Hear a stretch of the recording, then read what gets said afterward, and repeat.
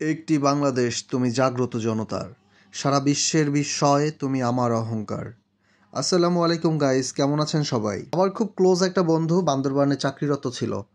তো ও যেহেতু বান্দরবানে আছে, তাই বান্দরবানের সৌন্দর্য অবলোকন করার ব্যাপারটারে মিস করলাম না। ওর ট্রান্সফার হওয়ার সম্ভাবনা আছে শোনার পর খুব দ্রুত চলে গেলাম বান্দরবানে। গাইস, বান্দরবানে আসার পরে যেই জিনিসটা হইলো যে বান্দরবানের এত সুন্দর প্রাকৃতিক সৌন্দর্য দেখার পর আমি আসলে বান্দরবানের প্রেমে পড়ে গেলাম। আমার বন্ধুর আগেই ঠিক করে রাখা একটা সিএনজিতে সকালবেলা ফজরের নামাজের ঠিক পর পর আমরা জার্নিতে বের হয়ে গেলাম বান্দরবান দেখার জন্য। গাইজ, আমাদের প্রথম টার্গেট ছিল নীলগিরি, কারণ নীলগিরিতে সকাল সকাল গেলে মেঘের যে একটা অদ্ভুত সৌন্দর্য দেখা যায় সেটা আপনারা দেখতে পাইতেছেন অলরেডি। নীলগিরি পৌঁছানোর একটু আগের জায়গাটাই হইতেছে এই ভিউ পয়েন্ট, এবং ভিউ পয়েন্টের বিশেষত্ব হচ্ছে এইখান থেকে আপনি মেঘটারে এত সুন্দরভাবে দেখতে পারবেন, এনজয় করতে পারবেন, যেটা বলার বাহিরে।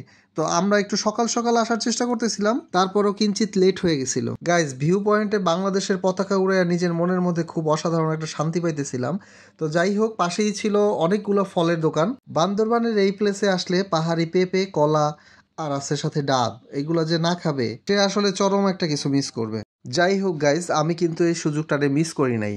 আমার খুব ফেভারিট আইটেম হচ্ছে পেঁপে, পেঁপেটার আগে খাইয়ে নিছি। সাথে ছিল কলা, তারপরে আপনারা দেখতে পাইতেছেন যে জাম্বুরাগুলো অনেক টেস্টি ছিল। আর পাহাড়ি কলা, জাম্বুরা, পেঁপে এগুলো যখন আপনি খাবেন আপনার কাছে একটা অন্যরকম ফিলিংস কাজ করবে, মনে হবে যে সবচেয়ে ন্যাচারাল জিনিসটা মনে হয় আপনি খাইতেছেন। গাইস, এইখানে যে সুন্দর ঝর্ণাটা দেখতেছেন, এইটার পানি যে এত ফ্রেশ আসছিল এটা আমি বইলা বুঝাইতে পারবো না। আমি এটা দিয়ে হাত মুখ টুক ধুয়ে খুব আরাম করে তারপরে উঠছি। গাইস, এইটা হইতেছে নীলগিরিতে যাওয়ার আগে শৈলপ্রপাত ঝর্ণাধারা। গাইজ, নীলগিরির যে স্বর্গীয় সৌন্দর্য এটা আসলে ভাষায় প্রকাশ করা সম্ভব না। আপনারা অলরেডি অনেকেই এটা সম্পর্কে জানেন। আর সকাল সকাল ওই জায়গাটায় গেলে স্বর্গের মতোই মনে হয়। সাদা সাদা মেঘগুলো মনে হইতেছিল যে আমাকে টাচ করে যাইতেছে। আর চারপাশের যে প্রাকৃতিক সৌন্দর্য এটার কথা আর কি বলবো, খালি ওয়াও ওয়াও আর ওয়াও। তো গাইজ, নীলগিরির সৌন্দর্য নিয়ে একটা আলাদা ভিডিও ইন ফিউচারে আপনাদের সাথে শেয়ার করব। আর এখন আমি যেখানে আছি এটা হলো নীলাচল। এই জায়গাটাও অসাধারণ সুন্দর একটা জায়গা, এবং এইখানকার ভিউটাও ওয়ান্ডারফুল ছিল। পাহাড়ের উঁচা নিচা আর আঁকাবাঁকা পথ ধরে নীলাচলের এই পয়েন্টটাতে বেসিক্যালি যাইতে হয়।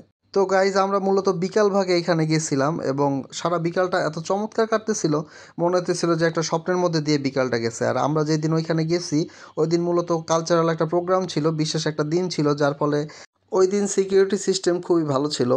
মনে মনে মনে রে এইটা বলে সান্ত্বনা দিতেছিলাম যে আহারে, আমি আজকে এই জায়গায় আসছি, ঘুরতে আসছি, এই জন্য মনে হয় এত কঠিনভাবে সিকিউরিটির ব্যবস্থা করা হয়েছে।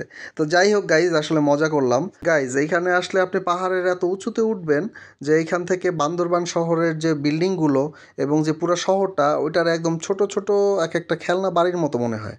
আমার কাছে বারবার মনে হইতেছিল আহারে, এই উঁচু থেকে যদি প্যারাশুট নিয়ে সুন্দর করে বান্দরবান শহরের উপরে গিয়ে উঠতে উঠতে পড়তে পারতাম।